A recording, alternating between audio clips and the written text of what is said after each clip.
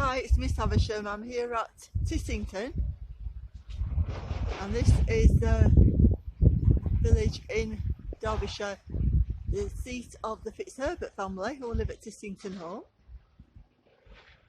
This church was built about 1120, I think. My memory serves me correctly.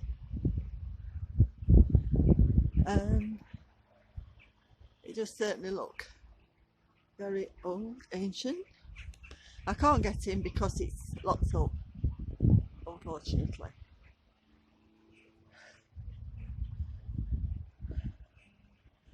Lots of shadows.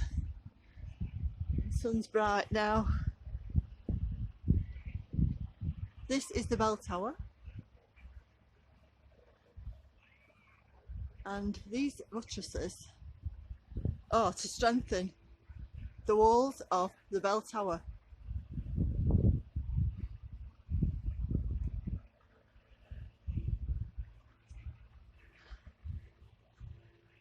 Here I can see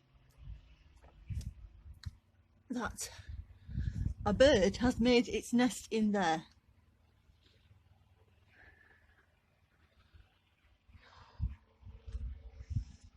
And that it's so overgrown with ferns that no one has been down there for a long time. However, I do believe that there would have been the corpses with the crypts inside for the Fitzherbert family, and there are some effigies of the Fitzherbert family from the 1600s inside the church. So I do believe this, because this church is so old, that this crypt would have been used for burials, but only for the nobility.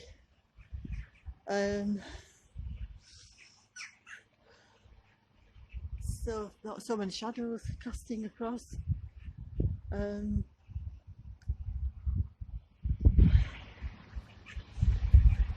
Some interesting things on the other side, but we'll walk round.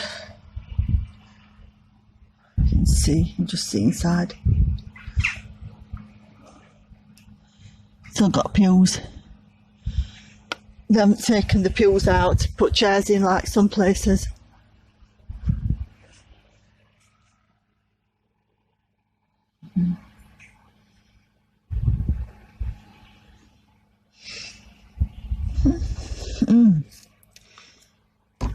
There's a window that's dated 1861, a coloured window.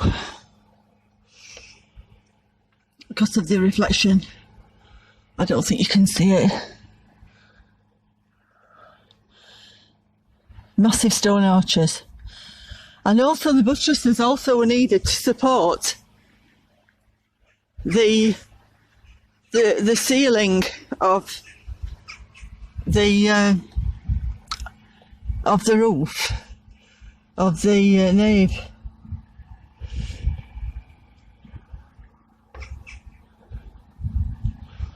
The chairs stacked up. Can't really see anything much due to the reflections.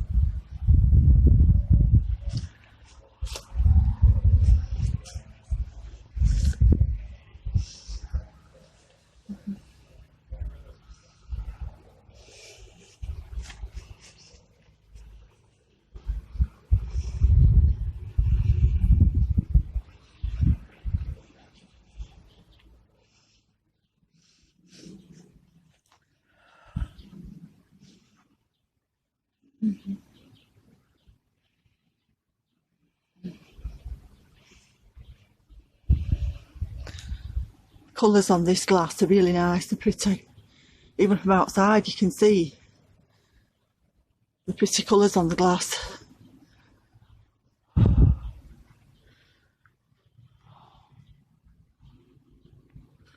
can see that quite well.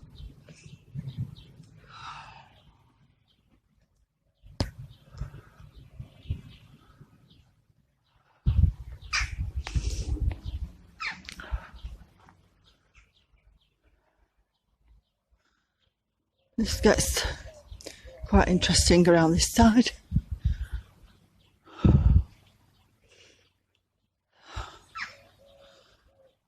Notice the pillars at either side of the window.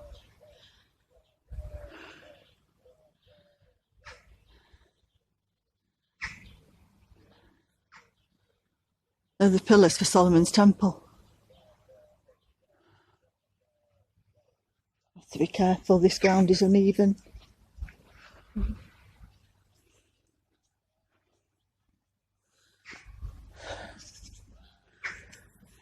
Now,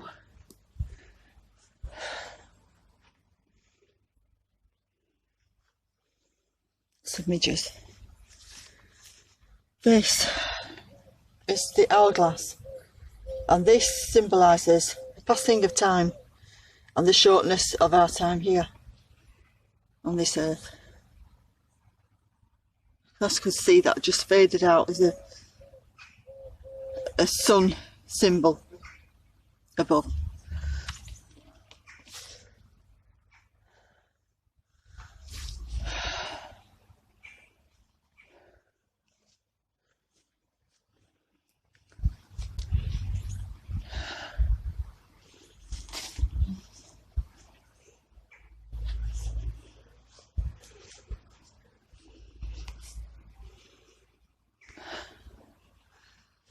And that is the sundial.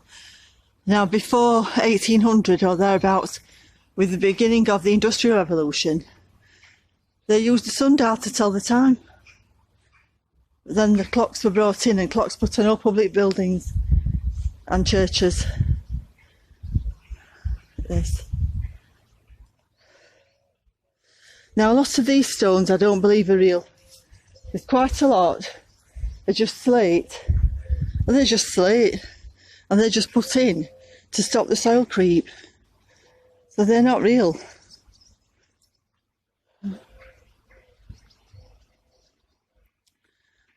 So, going around.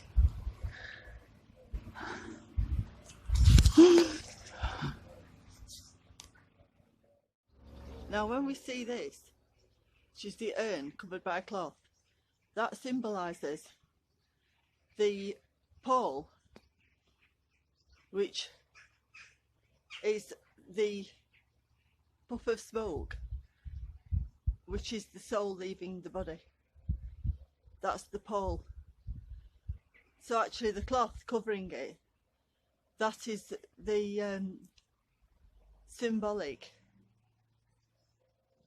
of the soul leaving the body, which is the vessel. So that's the urn is the vessel, and then the puff of smoke, the soul leaves the body, and then it's covered by the cloth, and that's called the pole, and that's why we call it a pole bearer that carries the coffin.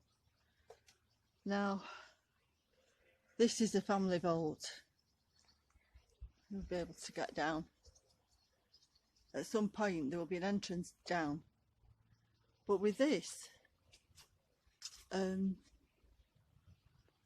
this stone here is 1686, whether it's real, possibly, because it's on the cusp. There aren't any graves in graveyards, churchyards before 1700. There just aren't any. Because people didn't used to be buried in churchyards anyway in the past. They just weren't used to burials. Now this one, this is Calvinist. It's when the Calvinists and Puritans took over, and that's the symbol that they used. There's nothing Christian about it whatsoever. Now this one, I did wonder if this was actually a fake stone. Here lie the remains of the Reverend Charles Gasper Greaves, who departed this life 23rd of August 1788, aged 72 years. Now, I did check and found that this is a real character, actually. And the Greaves name was also Graves, or it could be spelt in different ways. But they were a very wealthy family with land, and his brother was Richard Greaves, who was actually a poet and author. And so I looked into that story as well. So it was a real family, and they were very wealthy. But what used to happen is that the eldest son would inherit everything, so the younger sons would go into the clergy as a way of finding a living, and that's what this one did. But the other one, the Richard Greaves, the poet and author, he had quite a colourful story. He ran off with the daughter of a yeoman farmer who he was lodging with, and he was actually excommunicated as a result. Right, interesting. I said that the church isn't open.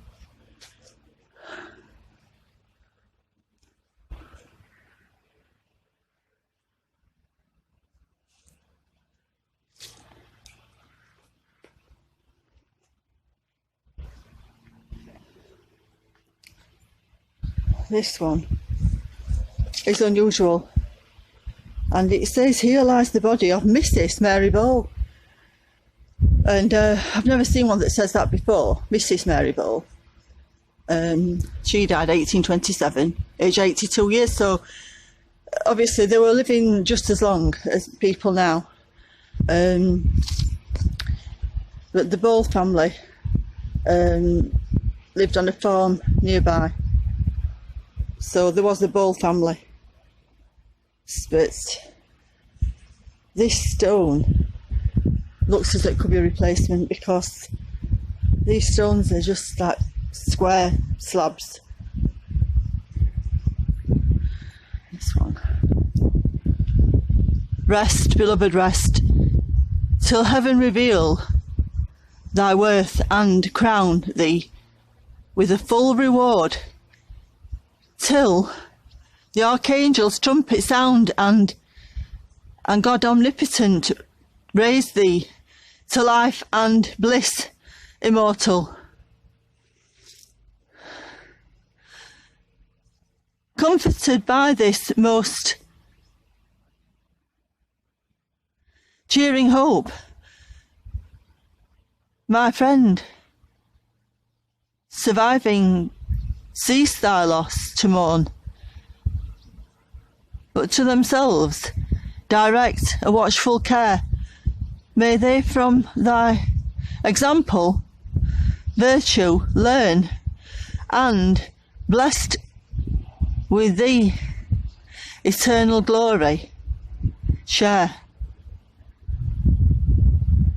Wow. Now what we have here is the 3 owls.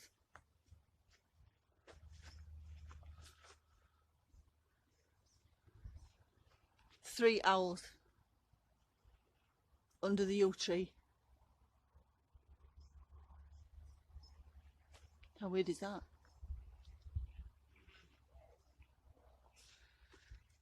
Definitely owls.